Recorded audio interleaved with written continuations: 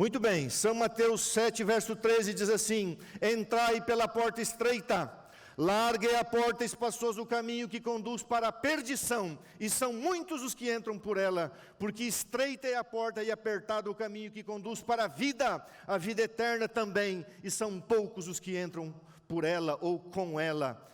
As duas estradas, as duas portas, agora vêm os falsos profetas, as duas árvores. Acautelai-vos dos falsos profetas, que se vos apresentam disfarçados em ovelhas, mas por dentro são lobos roubadores.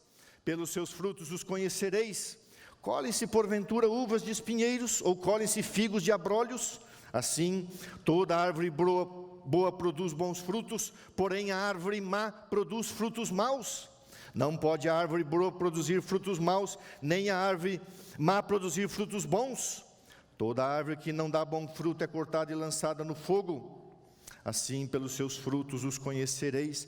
Nem todo o que me diz, Senhor, Senhor, entrar no reino dos céus, mas aquele que faz a vontade de meu Pai que está nos céus. Muitos naquele dia hão de dizer-me, Senhor, Senhor, porventura não temos nós profetizado em Teu nome não expelimos demônios, em Teu nome não fizemos muitos milagres? Então lhes direi explicitamente, nunca vos conheci. Apartai-vos de mim, vós os que praticais a iniquidade. Irmãos, não que eu seja, por favor, eu acredito na graça de Jesus, a salvação é pela graça, mas as pessoas olham para o Evangelho e muitas vezes esquecem de ler isso aqui. Hoje eu vou pregar o apelo, o encerramento do sermão de Jesus, o sermão do monte. Começou em São Lucas 5, terminou em São Lucas 7. E Jesus então conta 3 parábolas no encerramento do seu sermão. A parábola das duas estradas, os 2 caminhos, o estreito e o largo, o apertado e o largo. Jesus fala de 2 árvores, a árvore má e a árvore boa. E Jesus fala de 2 fundamentos, 2 alicerces. Eu vou pregar somente sobre os 2 alicerces, os 2 fundamentos. Mas é importante você saber que Jesus está aqui falando de edificações, de escolhas. Agora sim, vamos ao texto, São Mateus 24, verso 27. Esse é o texto que nós vamos estudar. Todo aquele, pois, Jesus está fazendo o encerramento. Então, o pois, em algumas traduções está antes, diz assim, pois, então finalizando, todo aquele que ouve estas minhas palavras e as pratica será comparado a um homem prudente que edificou a sua casa sobre Jesus Cristo e a sua palavra, a rocha. E caiu a chuva, transbordaram os rios, sopraram os ventos e deram com ímpeto contra aquela casa que não caiu, porque fora edificada sobre a rocha. E todo aquele que ouve estas minhas palavras e não as pratica, será comparado a um homem tolo, insensato, que edificou a sua casa sobre areia. E caiu a chuva, transbordaram os rios, sopraram os ventos, e deram com ímpeto contra aquela casa, e ela desabou, sendo grande a sua ruína. São Lucas 6, 46, abra a Bíblia ali. Eu preciso que você leia o texto paralelo. Esse encerramento só está nesses 2 textos, Lucas 6, 46. Tem algumas coisas ali que a gente precisa entender na introdução desse sermão. Achou aí Lucas 6, 46? Por que me chamais Senhor, Senhor, e não fazei o que vos mando? Todo aquele que vem a mim e ouve as minhas palavras e as pratica, eu lhes mostrarei a quem é semelhante. É semelhante a um homem que, edificando a sua casa, cavou, abriu profunda vala e lançou lançou o alicerce sobre a rocha. E vindo a enchente, arrojou-se o rio contra aquela casa e não a pôde abalar por ter sido bem construída. Mas o que ouve e pratica é semelhante a um homem. Quem ouve e não pratica é semelhante a um homem que edificou uma casa sobre a terra, sem alicerces. O outro cavou fundo, abriu cova, lançou o alicerce, o fundamento, uma terra, lá em Mateus diz, sobre areia, e arrojando-se o rio contra ela, logo desabou, e aconteceu que foi grande a sua ruína. Agora procura entender o dia, a cena, o momento. O famoso Sermão do Monte. Sabe o que é o Sermão do Monte? O Sermão do Monte é a lei de Deus em fins práticos. Há uma citação de Ellen White que eu amo, ela diz assim: a Bíblia foi dada para fins práticos. Irmãos, quando você prega um sermão e você não provoca uma reação, uma intimação espiritual, que pelo menos a pessoa pensa em mudar ou fazer alguma coisa, não adianta, você veio aqui, ouviu alguma coisa, entrou por aqui, saiu por aqui. A Bíblia foi dada para fins práticos.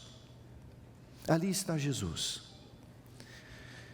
exemplificando toda a lei, toda a sua vontade, esmiuçando. Os 10 mandamentos estão aqui, saindo dos lábios de Jesus de uma outra maneira, de uma maneira mais prática, mais manual. Jesus está ali ensinando a multidão. Prega o seu grande, longo, maravilhoso sermão do monte, a exemplificação da sua vontade e do seu caráter. E como um bom pregador, Jesus vai fazer um apelo. Sermão sem apelo não leva a ação. E aí Jesus diz, pois... E aí Jesus então está num cenário assim, numa encosta de uma montanha. Na região haviam rochas, e diante de Jesus um vale verdejante, cheio de choupanas, e em cima nas rochas, casas. O que acontecia? As pessoas, na sua ignorância, lá é diferente. O inverno em Israel, o verão, aqui é o contrário. O verão em Israel, o verão no Oriente é muito seco.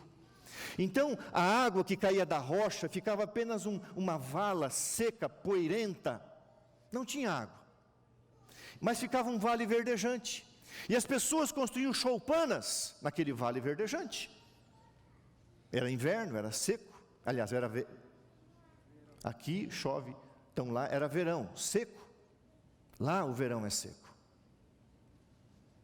E então vinha o inverno. As chuvas torrenciais, as tempestades. A água brotava em mananciais das rochas, passando por aqueles vales e levando aquelas choupanas, aqueles casebres, arrastando tudo. Você sabe como é que é isso? Só que sobre as montanhas, Ellen White diz, haviam moradias em Israel que haviam resistido tempestades por cerca de 1 milênio. 1 milênio. E aí Jesus então pega a ilustração e diz assim: você quer ser sábio? Não construa sua casa num tempo de seca, num vale verdejante. Olhe para a rocha, porque de lá vai brotar uma cachoeira, e a enchente vai vir, e as torrentes de água vão vir, e nada vai suportar, vai varrer tudo. E então Jesus contou essa história, dizendo, é muito fácil construir uma cabana sem alicerce num vale, mas é muito difícil construir uma casa de pedra sobre uma rocha. Dá muito trabalho, talhar a pedra, carregar a pedra. Israel tem muita pedra, construir com pedra rochosa. E aí no verso 24, coloca os seus olhos ali, ele diz assim, então, pois, todo aquele que ouve as minhas palavras, o maior discurso de Cristo, página 148, eu amo isso aqui. A única coisa estável que esse mundo conhece é a palavra de Deus. Você quer ter uma certeza na vida? As coisas vão piorar. O mundo vai piorar. O mundo vai mudar rapidamente. A gente não sabe o que vem por aí com o governo americano alinhado com Roma. A gente não sabe. Não importa o que vem pela frente. Mas, irmãos, a única estabilidade desse mundo humano é a sua instabilidade. A única coisa certa é que as coisas são mutáveis. Do ponto de vista humano e do ponto de vista espiritual, a única coisa estável é a palavra do Senhor. Disse Jesus em São Mateus 24, 35, repetindo Isaías 40, verso 8, os céus e a terra passarão, disse Jesus, mas as minhas palavras jamais passarão. A instabilidade é a única coisa estável deste mundo em constantes mudanças. Sabe qual será, entre aspas, o novo anormal? Porque o mundo não era normal, irmãos. Isso não é normal. Isso é um mundo de pecado, um mundo caído, um mundo injusto. Diz aí uma reportagem interessante que estudaram e descobriram 16 tipos de mutações do coronavírus na Amazônia. Conversando assim, francamente, com um médico muito amigo, ele falou assim: nós não sabemos nada sobre esse vírus ainda. Uma das coisas que estão tentando fazer é quando alguém começa a ter Covid, eles olham a vitamina D e injetam 600 miligramas de vitamina D, quando o normal seria na casa dos 60, eles colocam 10 vezes mais para todo mundo tentando uma solução, uma saída. Enquanto a instabilidade é o padrão e a rotina desse mundo anormal, a estabilidade é o padrão bíblico em Deus, seu caráter, sua lei e suas profecias incondicionais. A palavra do Senhor permanecerá para sempre. Em Jesus não há mudança nem sombra de variação, diz Tiago 1,17. Jesus Cristo é o mesmo ontem, hoje e será eternamente. Os grandes princípios da lei de Deus, da própria natureza de Deus, acham-se contidos nas palavras de Cristo no monte. Seja prudente. Seu poder, sua própria vida reside em sua palavra. Ao receber as palavras de Jesus, recebemos o próprio Cristo. Olha que coisa linda. Ao receber a palavra de Jesus, recebemos o próprio Cristo. Porque o que sai da boca de Deus é a sua essência, a sua própria natureza. A palavra do Senhor tem poder e é a única coisa que este mundo conhece. O verso 24 diz assim: todo aquele que ouve as minhas palavras e as pratica. Eu gosto disso aqui. Eu gosto disso aqui. Eu vou ler uma citação e fazer uma exemplificação. Exemplificando isso aqui, o livro O Maior Discurso de Cristo diz assim, que quando Israel chegou na fronteira da terra Canaã, só a poderiam conquistar de fato pela ocupação, mediante o cumprimento das condições, o exercício de uma fé viva em Deus, o apoderarem-se de suas promessas, enquanto lhe obedeciam às instruções. Muito bem, o povo de Deus está ali na fronteira da terra prometida. Eles olham para a terra prometida, eles espiam a terra prometida, eles sabem que lá tem mana, leite e mel, lá tem a romã, lá tem pastos verdejantes, lá tem um ambiente preparado por Deus, está tudo lá. Mas tem que cruzar o Jordão, tem que dar 7 voltas em Jericó, tem que tomar posse da terra prometida, é a promessa de Deus, é a palavra de Deus. Vão, tomem posse. Não basta olhar Canaã, você tem que tomar posse de Canaã. Irmãos, Deus não quer que você ouça a sua palavra.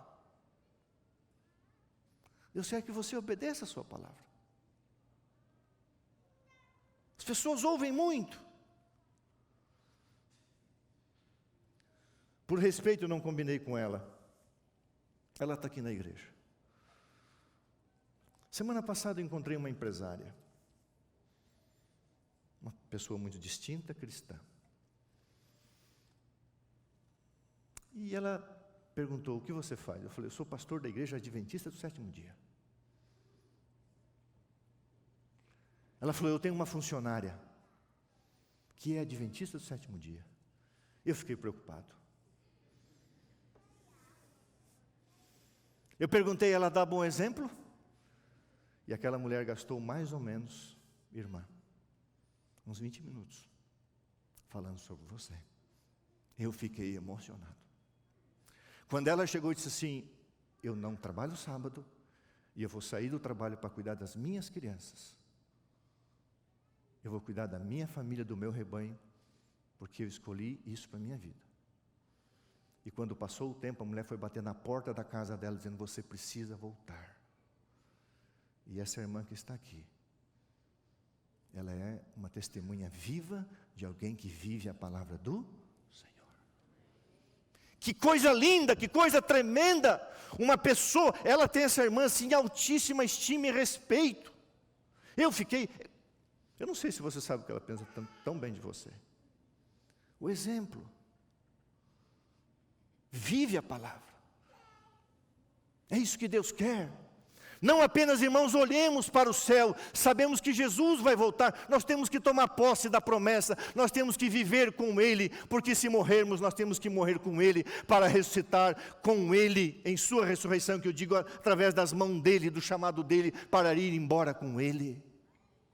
É muito diferente o cristão que ouve a palavra, mas o cristão que vive a palavra, pratica. É por meio da, olha essa citação, é por meio da ação que se edifica o caráter, é por meio da ação. Então quando você vê a nossa asa em ação, você vê os jovens em ação, os desbravadores, aventureiros, os ministérios da igreja em ação, o ECC em ação, é por meio da ação que se edifica o caráter. Não é algo assim como aquele menininho, vocês já viram um vídeo de um menininho com preguiça de estudar, aí ele abriu o caderno, aliás o livro, um livro denso, ao invés de ler o livro, ele fazia assim, pedindo para o conhecimento entrar na cabeça dele, fazendo um ritual. Ele é oriental, estava fazendo um ritualzinho lá, menininho. Bom, se fosse filho do meu pai, ia para a vara. Tem que estudar, não vai entrar assim. Ah, irmãos queridos, verso 25 diz assim: caiu a chuva, transbordaram os rios e sopraram os ventos. O que são esses ventos? Duas coisas, guarde aí: os ventos da tentação e os ventos da provação. Irmãos, o diabo, ele entra com a tentação, mas Deus permite a provação. Tiago, Pedro falam muito disso. Se você está sendo provado, não estranhe. Se Deus está lapidando você, trabalhando você, se você está passando por provas espirituais, louve o nome do Senhor. São as provações da vida, as provações da fé. Agora, também tem as tentações. E sabe o que me assusta?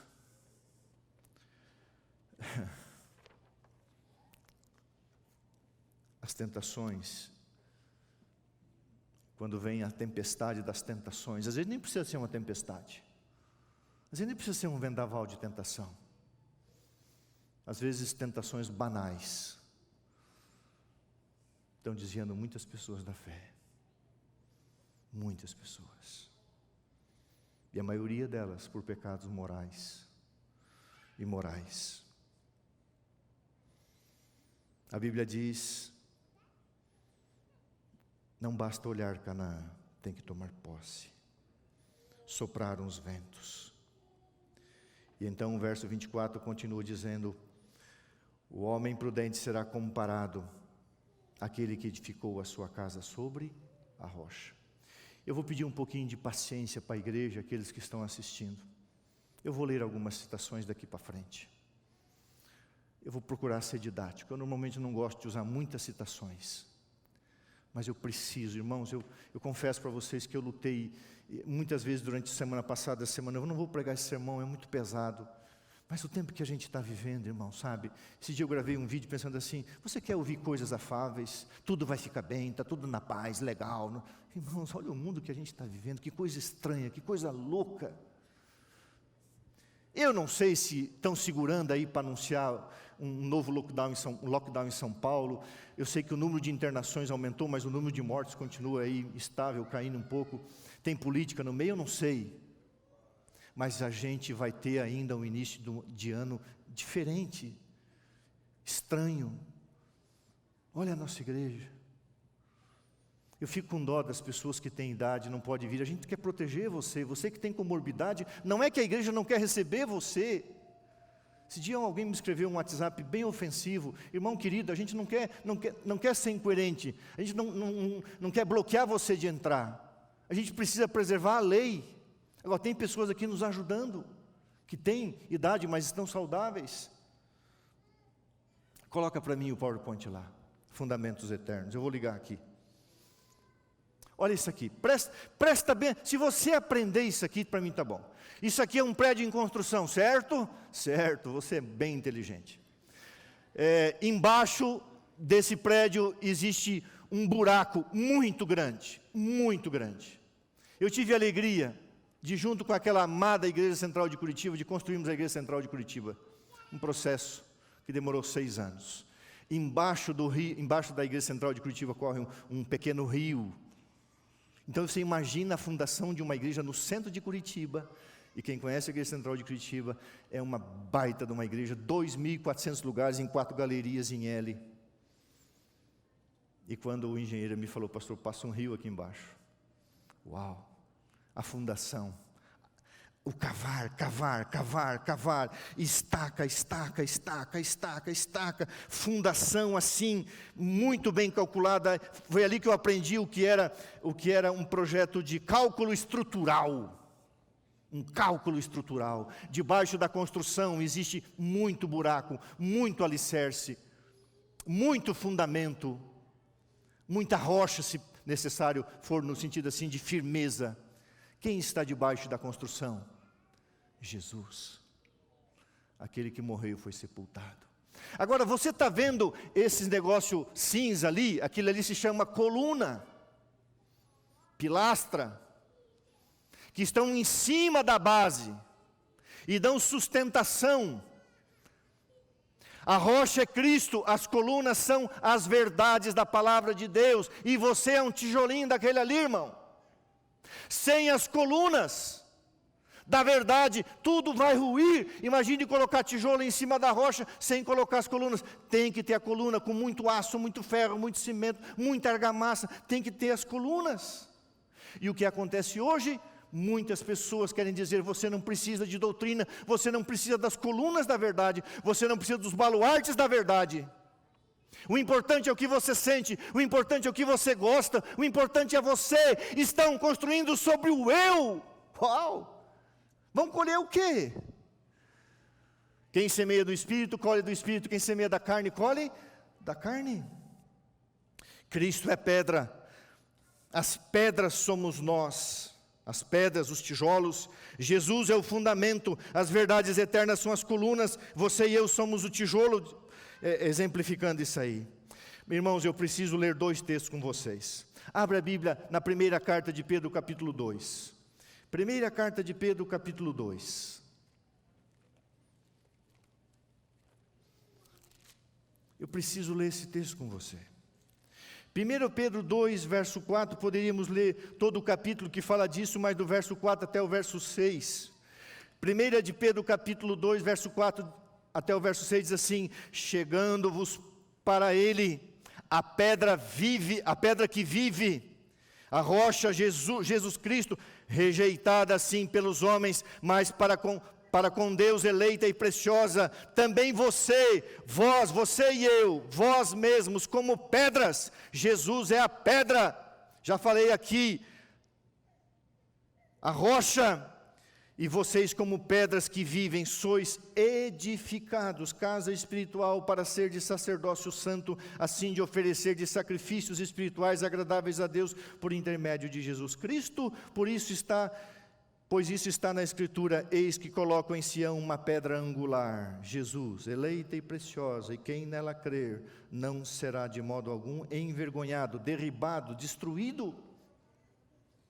Agora, o outro texto. Abra a Bíblia lá em 1 Timóteo 3,15. Volte um pouquinho a Bíblia, irmãos. Primeira carta de Paulo a Timóteo 3, verso 15. 1 Timóteo 3,15.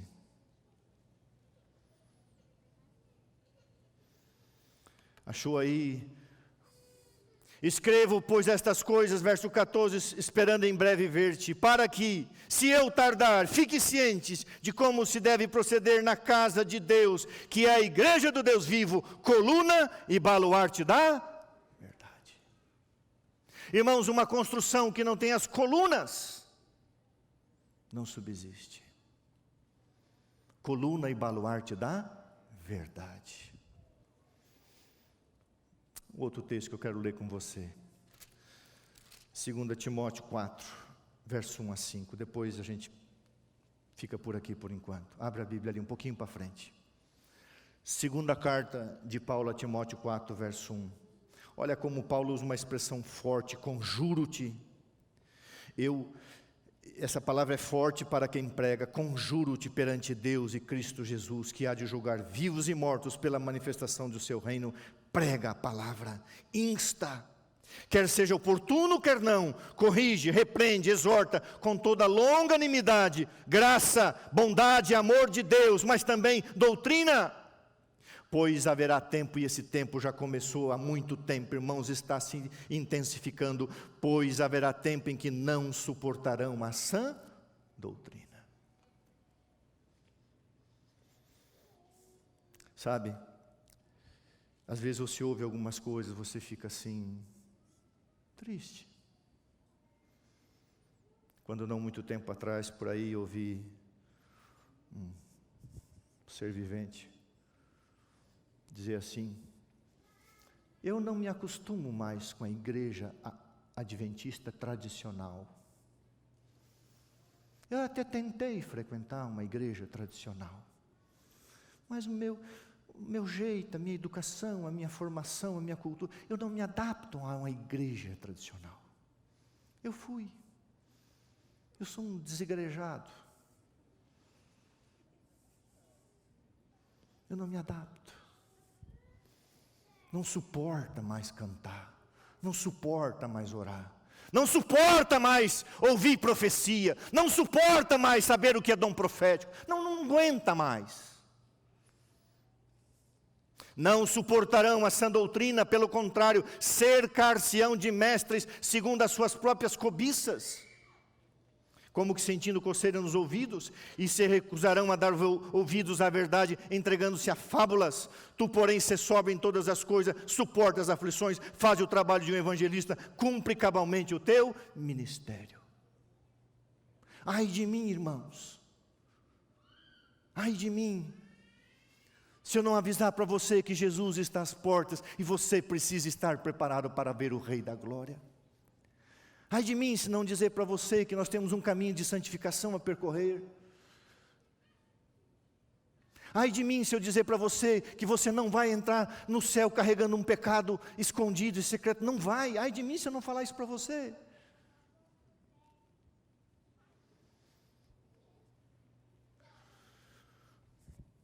Sopraram os ventos, provações e tentações, mas também opiniões e ideias humanas. Eu vou ler uma citação agora, depois algumas eu vou encerrar. Presta atenção nessa citação. Veja se isso não é o que está acontecendo hoje. Vamos lá. Eu estou tentando passar, não passou? Vamos lá. Ok. Eu sei que é um pouco densa, mas presta atenção. Os santos amam a verdadeira paz. Eles também odeiam a falsa paz. Os cristãos verdadeiros. A paz, eles odeiam a paz baseada em mentiras. Os santos odeiam a violência e a intolerância para com os pecadores. Está entendendo? Os santos odeiam a violência e a intolerância para com os pecadores. Mas eles também odeiam a tolerância ao pecado. Os santos amam mais os pecadores e menos os pecados do que todas as outras pessoas. Essas duas excentricidades confundem as pessoas e não raras ofendem. Agora presta atenção, como era na época de Jesus? Na época de Jesus, a primeira dessas duas coisas que os santos fazem, amar os pecadores, ofender os seus inimigos. Pois a moda era então exageradamente cruel. Era uma verdade sem paz. Uma verdade cruel, fria, legalista. Hoje, olha o que está acontecendo hoje. Hoje, a segunda dessas duas coisas que os santos fazem, odiar os pecados, ofende os inimigos de Cristo e de sua igreja. Pois a moda agora é ser excessivamente benevolente. Uma paz sem verdade. Na época de Jesus, aqueles que amavam os pecadores eram acusados de amar os pecados. Hoje, aqueles que odeiam os pecados são acusados de odiar os pecadores. Você entendeu a lógica? No tempo de Jesus, acusavam Jesus de andar com os pecadores, dizendo assim, ele ama pecado. Ele não amava o pecado, ele amava os pecadores. Hoje a igreja está dizendo assim, o verdadeiro cristão, ele ama a justiça, mas como Jesus, ele odeia a iniquidade. Então você odeia o pecador. É lógico que eu não odeio o pecador. Eu não tenho prazer na morte do ímpio, diz o Senhor, mas o pecado vai destruir a pessoa. Então, se você não ama o pecado do pecador, você odeia o pecador. Olha a confusão na cabeça das pessoas. Ah, pastor, o senhor está me acusando por causa dos meus pecados. É porque eu amo você, não porque eu odeio você. E hoje está vindo uma pregação fácil. No tempo de Jesus havia uma verdade cruel, sem paz. E hoje as pessoas oferecem paz sem verdade.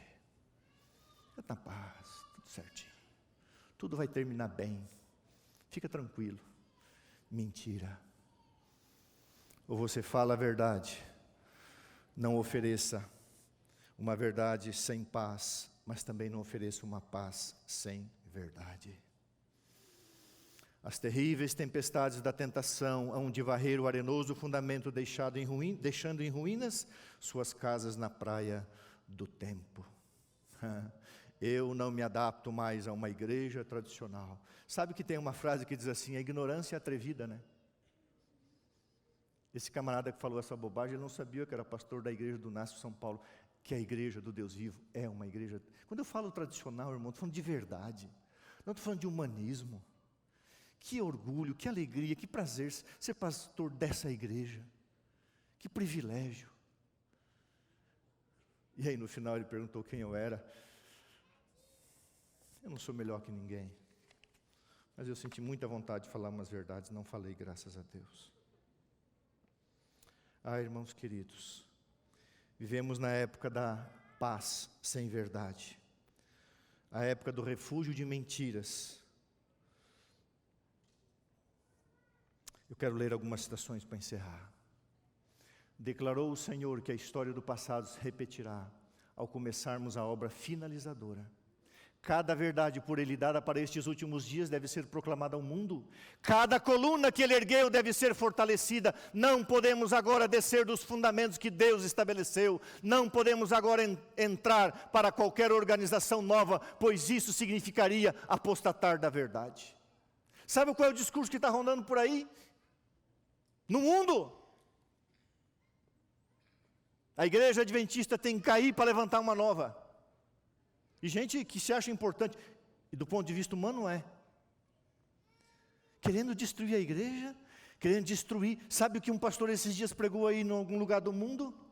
O sábado não é tão importante quanto a igreja adventista ensina. Pastor adventista do sétimo dia. O sábado não é tão importante. Ah, não é? Outra bobagem. A igreja deve se preparar para enfrentar uma escatologia sem o decreto dominical. Isso é bobagem. Teólogos, tudo bem que já foram afastados. Mas homens a quem você lia, quem você bebia, quem você acreditava. Se nós não cremos na Bíblia, se nós não cremos nos fundamentos, se nós não cremos na sã doutrina, vamos crer em quê? Irmãos, o que vai ficar de pé? Outra. Muitos conhecem tão pouco acerca da Bíblia que sua fé é instável.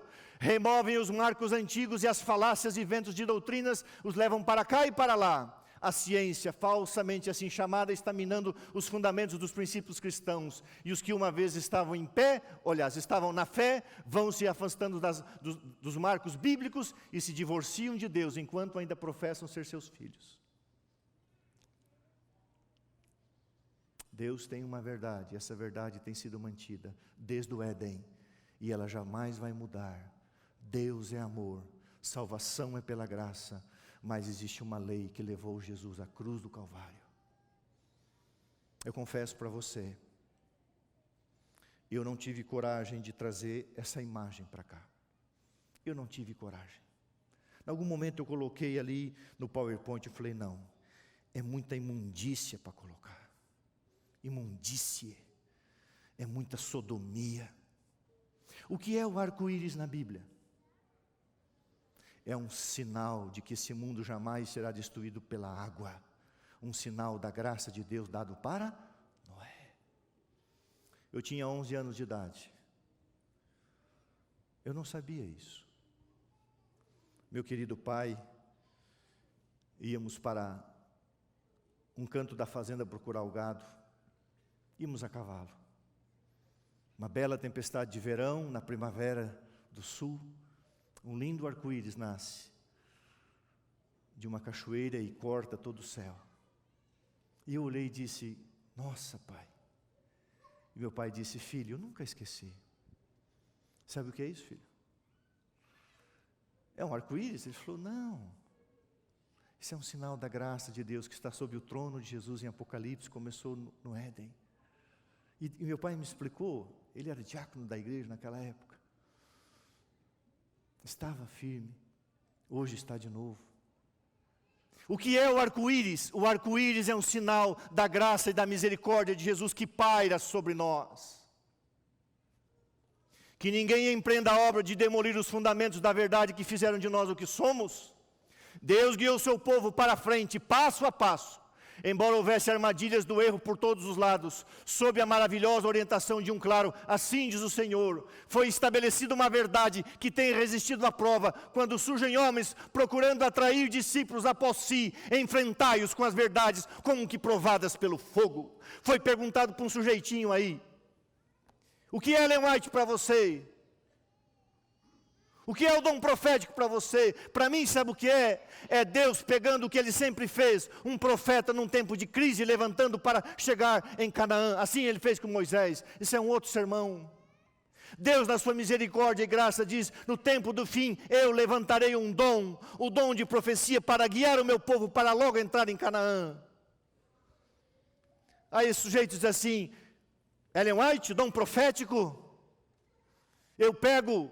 Ele diz assim, isso aqui é o Evangelho, isso aqui é o dom profético, eu coloco tudo dentro do Evangelho. O que sobrar, eu aproveito, e praticamente não sobra nada. Eu sei que vou ser criticado por isso, e que seja. Eu coloco Ellen White no filtro do Evangelho. Se sobrar alguma coisa, eu aproveito, senão jogo fora. E na verdade, sobra muito pouco, diz ele. O que faz num púlpito adventista um sujeito desse? Larga, irmão, para fazer outra coisa na vida. Mas dizer que o dom de profecia é um lixo? Não. Crede no Senhor vosso Deus, estareis seguros. Crede nos seus profetas e prosperareis. Todos os que dão valor a seus interesses eternos devem estar sob aviso contra as incursões do ceticismo. Os próprios fundamentos da verdade serão assaltados, estão sendo. É impossível conservar-nos fora do alcance dos sarcasmos e sofismas, enganos, dos ensinos insidiosos e pestíferos da incredulidade moderna. Satanás adapta suas tentações a todas as classes, assalta o analfabeto com motejo ou zombaria, enquanto enfrenta o que é educado com objeções científicas e raciocínio filosófico, igualmente calculados a suscitar desconfiança nas Escrituras ou desdém por elas. Mesmo jovens de pouca experiência têm a presunção de insinuar dúvidas relativas aos princípios fundamentais. Os princípios que nós seguimos, irmãos, são princípios eternos. Os fundamentos são eternos, as colunas são eternas. A doutrina de Deus, a doutrina do homem, a doutrina da salvação, a doutrina da vivência cristã, a doutrina dos últimos dias. Existem 6 doutrinas grandes. As crenças estão embutidas nessas 6 doutrinas. Jamais você vai poder abrir mão disso se você quiser ir para o céu. Vou passar isso aqui, indo para a penúltima. Cristo apresentou assim, é um encerramento, tá? Cristo apresentou assim os princípios de seu reino e mostrou serem eles a grande norma da vida. Para gravar melhor a lição, dá um exemplo. Não vos basta dizer, ouvides minhas palavras, cumpre-vos pela obediência torná-las o fundamento do vosso caráter. O próprio eu não passa de areia movediça, o que eu quero, o que eu sinto, o que eu gosto. Se edificardes sobre teorias e invenções humanas, vossa casa ruirá. Pelos ventos da tentação, pelas tempestades da provação, será varrida. Mas esses princípios que vos dei permanecerão. Recebei-me a mim. Recebei-me, edificai sobre minhas palavras. Igreja do NASP São Paulo, você crê nisso?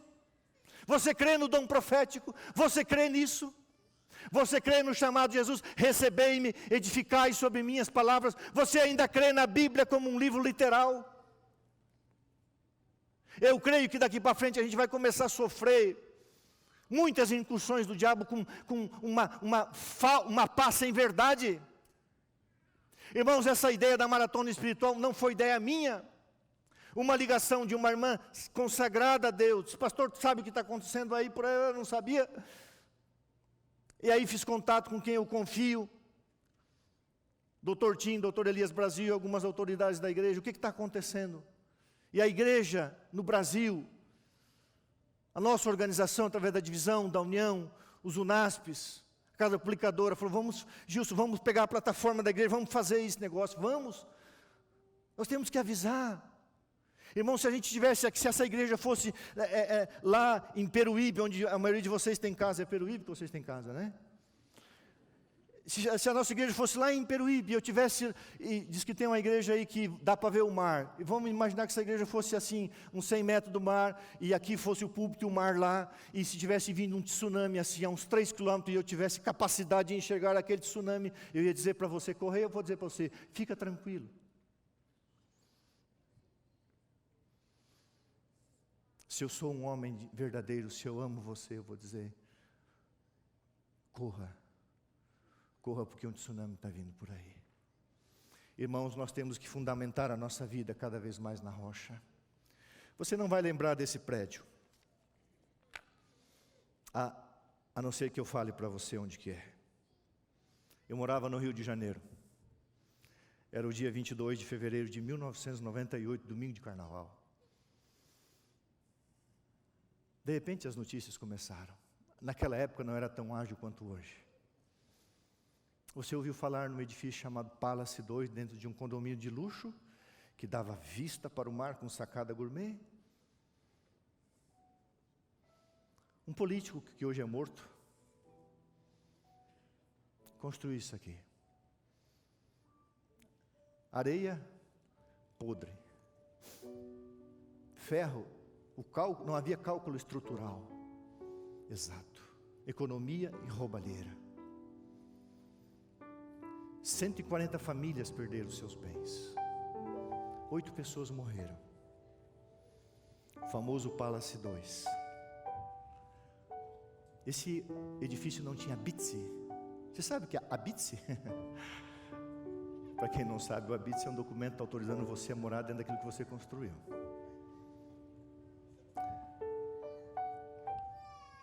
Para você um dia entrar no céu, é muito fácil. Você vai entrar pela graça de Jesus. Esse é o habite. Você vai receber uma habilitação. Mas você pode habitar na cidade celestial. Mas sem o habite, você não pode entrar lá. O habite é Cristo. E Cristo é a sua palavra, e a sua palavra é Cristo. Ele é a rocha, Ele é a coluna. É interessante que a White diz assim: as pedras e a pedra se fundem, se misturam. Então depois que você faz a fundação, coloca as colunas, coloca o tijolo, aí tudo é amalgamado, se mistura a coluna com o tijolo. Aí vem o reboco, a massa corrida, o lixamento, lixa, aí pinta, aí você pode habitar. Assenta as portas. E a gente tem que estar nesse processo, Jesus rebocando a nossa vida, tirando as arestas. E logo o Espírito Santo vem, Ele vai pintar a sua vida com a sua glória. E vai dizer: você tem um habite, pode entrar na cidade celestial. Mas sabe qual é a ironia? Naquela época, no Rio de Janeiro havia uma escola de samba chamada Caprichosos de Pilares. Caprichosos de Pilares. Às vezes eu rio assim, não é ironia, eu acho engraçado. Junto com a Unidas da Tijuca, se não estou enganado, mas em Caprichosos da Pilares.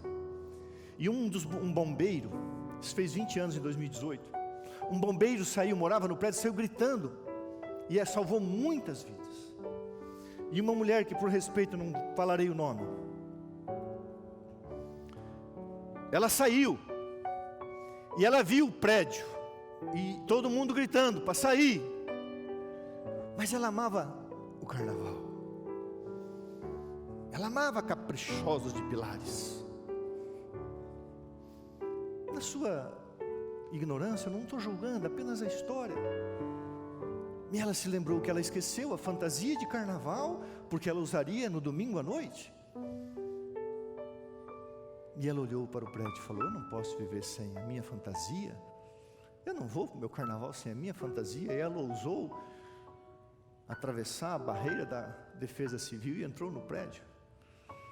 E ela foi encontrada morta, agarrada à sua fantasia.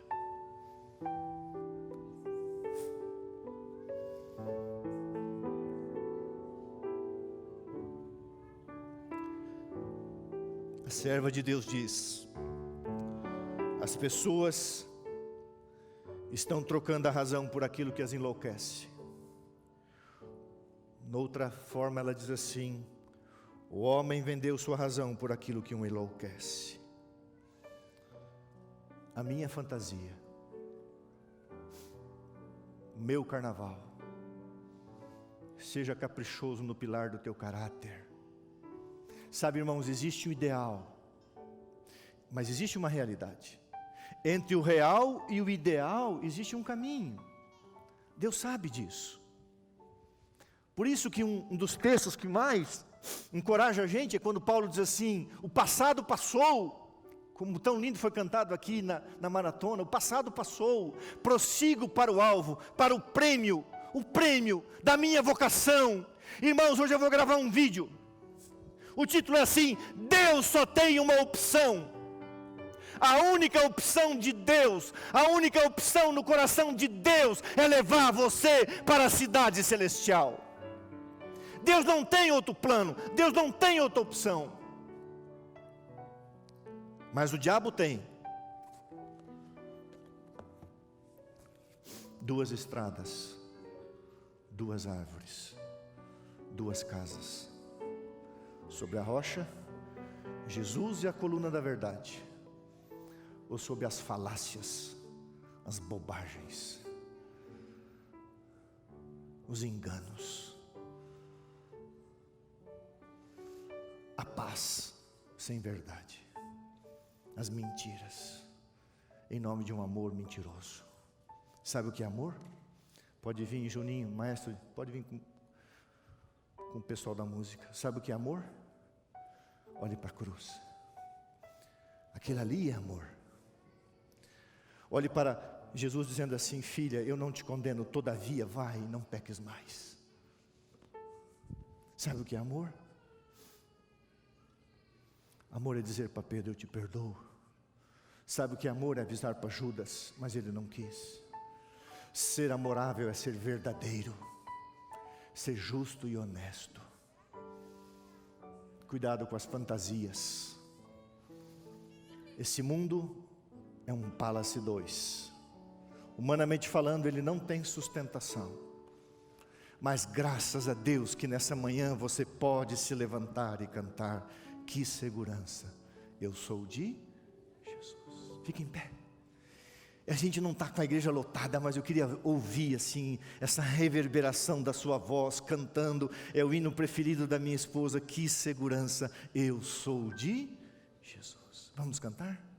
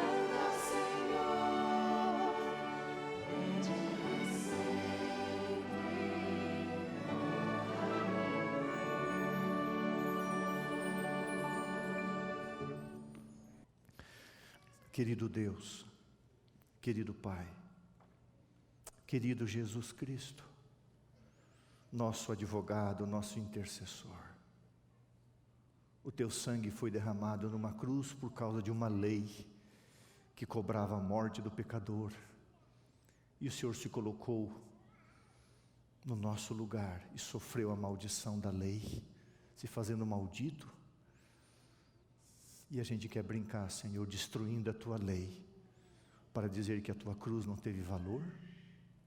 Há cerca de 2000 anos, querido Jesus, o Senhor está aí, ao lado do Pai, intercedendo por nós, aplicando o teu sangue, os teus méritos.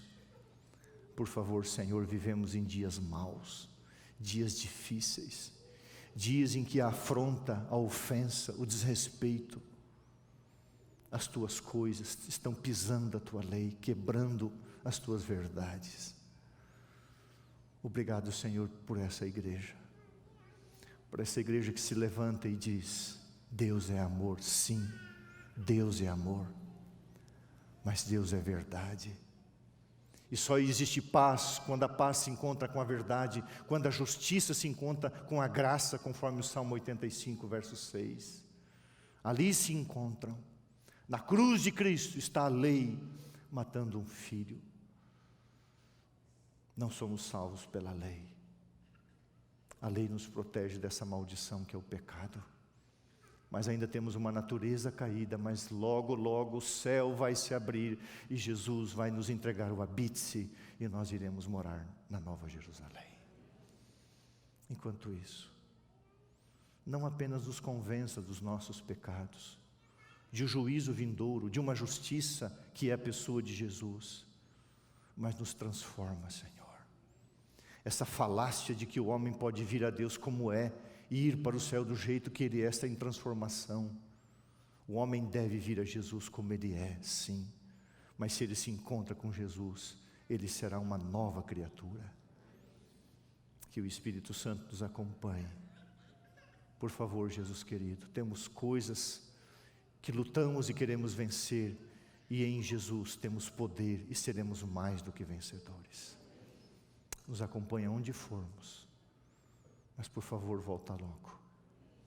Mas enquanto não voltares, nos ajuda a permanecer aos teus pés e com a tua palavra em nosso coração, em nome de Jesus, amém.